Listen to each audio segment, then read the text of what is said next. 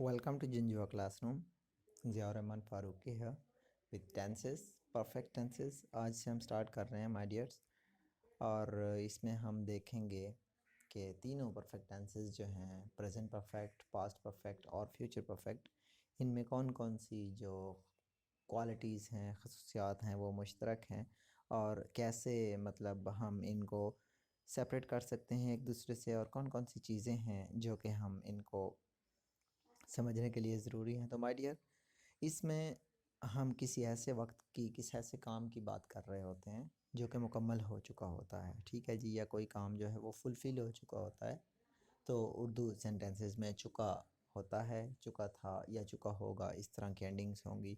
और हमेशा वर्ब की तीसरी फॉर्म इस्तेमाल होती है। जो इसके साथ हेल्पिंग वर्ब्स इस्तेमाल होते हैं, उन हेल्पिंग वर्ब्स की भी रिक्वायरमेंट यही होती है कि आपने उनमें उस हेल्पिंग वर्ब के बाद हमेशा तीसरी फॉर्म लगानी होती है। जैसे कि देखें आप, हैव, हैज़ और हैड है, तो इनकी रिक्वायरमेंट ही यही है कि इनके बाद आपने तीसरी फॉर्म लगानी है। इसी तरह शेल हैव और विल हैव में भी आपके पास ये रिक्वायरमेंट है कि आपने हैव के बाद वर्ब की तीसरी फॉर्म लगानी है। तो इसमें हमेशा वर्ब की तीसरी फॉर्म इस्तेमाल होती है।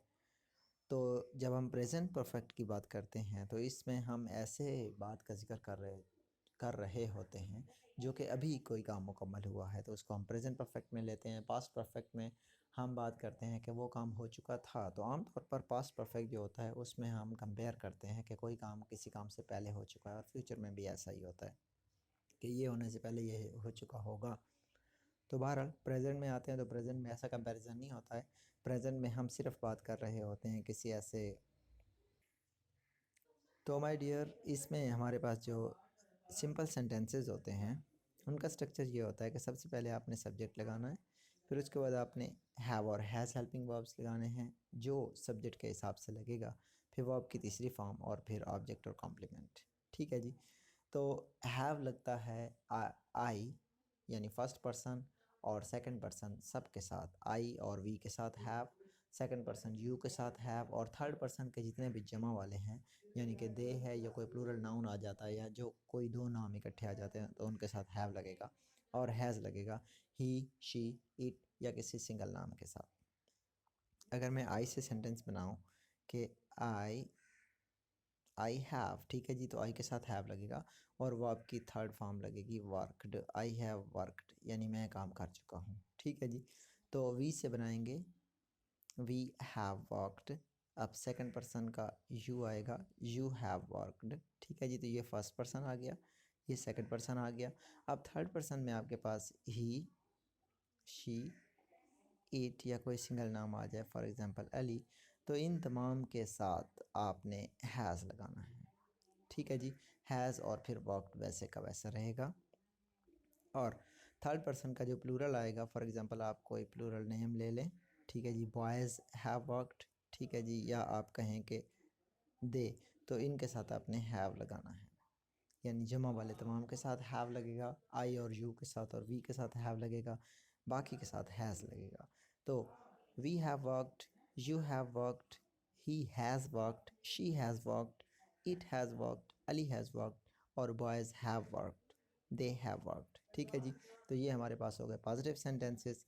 अब हम देखते हैं नेगेटिव सेंटेंसेस को। तो नेगेटिव सेंटेंसेस में माय डियर आपने ऐसे करना है कि हैव या हैज़ जो कि पॉजिटिव जुमले में इस्तेमाल हुआ था, उसी के साथ आपने नॉट इस्तेमाल कर देना है। जैसा कि आई हैव नॉट वर्कड, ठीक है जी। इसी तरह we have not worked, you have not worked.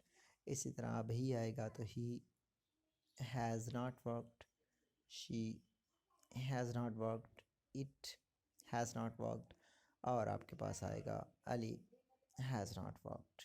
ठीक है जी। प्लूरल नेम आ जाएगा बॉयज़ हैव नॉट वर्कड, ठीक है जी, बॉयज़ के साथ हैव आएगा, और इसी तरह दे के साथ भी हैव आएगा, दे हैव नॉट वर्कड। ठीक है जी। तो ये हमारे पास हो गए नेगेटिव सेंटेंसेस, यानी मैं काम नहीं कर चुका हूँ, हम काम नहीं कर चुके हैं, आप काम नहीं कर चुके हैं, and up to so on. Last में, सेकंड लास्ट में हमारे पास आता है सवालिया जुमले। सवालिया जुमले में आपने क्या करना है, हेल्पिंग वर्ब लगाना है सब्जेक्ट के मुताबिक, ठीक है जी, और फिर उसको जुमले के शुरू में लगाना है, और फिर उसके बाद सब्जेक्ट आएगा, फिर वर्ब की तीसरी फॉर्म और फिर आखिर में ऑब्जेक्ट या कॉम्प्लीमेंट। ठीक है जी। इसी का अगर बनाऊँ तो हैव आई वर्कड, सवालिया निशान ज़रूर लगाना है। इसी तरह have we worked, have you worked, has he worked, has she worked और हैज़ इट वर्कड और आपके पास आएगा हैज़ अली वर्कड। ठीक है जी। प्लूरल नेम आ जाएगा तो फिर हैव बनेगा हैव बॉयज़ वर्कड और नेक्स्ट आपके पास आएगा हैव दे वर्कड। ठीक है जी। तो ये आपके पास बनते हैं सवालिया जुमले। लास्ट में हमारे पास है नेगेटिव इंटरोगेटिव। मनफी सवालिया जुमले इस तरह से बनते हैं माय डियर्स कि आपने हैव या हैज़ को सवालिया जुमले की तरह पहले लगाया, फिर सब्जेक्ट लगाया, फिर उसके बाद एक और चीज़ जो नेगेटिव इंटरोगेटिव में आती है वो होती है कि आपने सब्जेक्ट के फ़ौरन बाद नॉट लगाना है। तो हैव आई नॉट वर्कड कि क्या मैं काम नहीं कर चुका हूँ। ठीक है जी। और इसी तरह have we not worked, have you not worked और has he not worked, has she not worked and लास्ट में आपके पास बनेगा हैज़ इट नॉट वर्कड,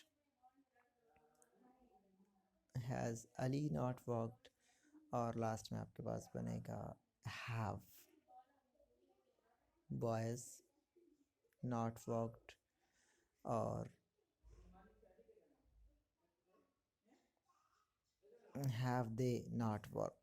ठीक है जी। सवालिया निशान आपने सवालिया जुमले का आखिर में ज़रूर लगाना होता है, अदरवाइज़ आपका सेंटेंस जो है इनकरेक्ट हो जाता है। मैं तो डैश लगाकर सेंटेंस कंप्लीट कर रहा था ताकि हम कम से कम टाइम में अपना ये लेक्चर कंप्लीट कर लें। आपने पूरे के पूरे जुमले बनाने होंगे। आपका होमवर्क है I have washed the car. ठीक है जी। तो ये आपने सेंटेंस बनाना है।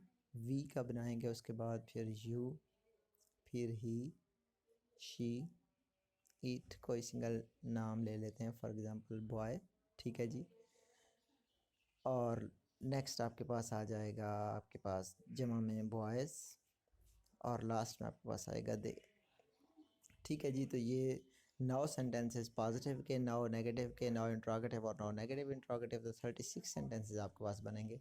ये बनाकर आपने मुझे सेंड करने हैं। I will check them out and if there is anything to correct I will share it with you. See you with the next tense.